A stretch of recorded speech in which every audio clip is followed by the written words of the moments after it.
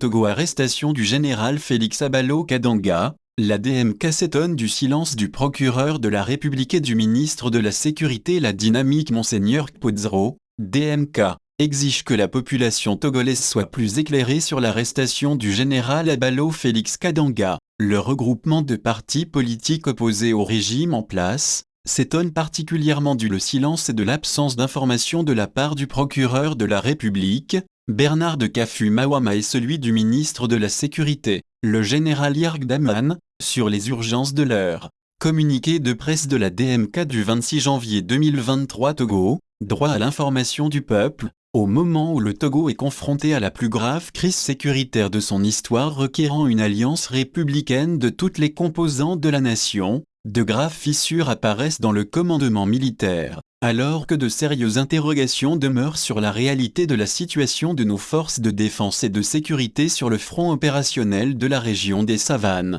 Une nouvelle surprenante est servie à la nation à travers les réseaux sociaux depuis quelques jours et concerne l'arrestation et la mise en garde à vue du général Abalo Félix Kadanga, officier général au sein des FAT.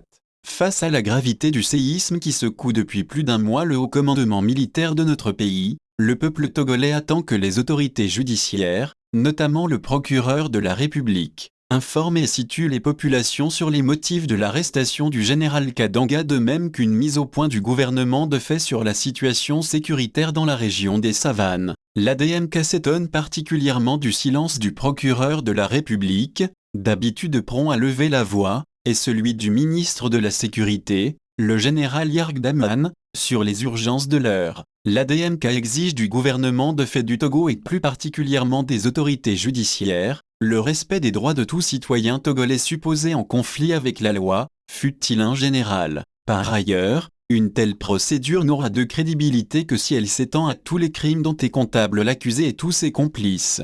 La DMK ne peut que s'indigner et dénoncer avec vigueur cette attitude du procureur de la République qui s'empresse très souvent à communiquer sur les arrestations des opposants politiques au régime de Faure Gnassingbé et rechigne à donner la moindre information à l'opinion nationale lorsqu'il s'agit des affaires qui impliquent les personnalités dans le cercle du pouvoir. À ce tournant particulier de l'histoire du Togo, le devoir de vérité s'impose et il est temps de mettre fin à la justice de deux poids, deux mesures et faire droit à toutes les victimes quel que soit leur rang. Fait à Lomé, le 26 janvier 2023. La conférence des présidents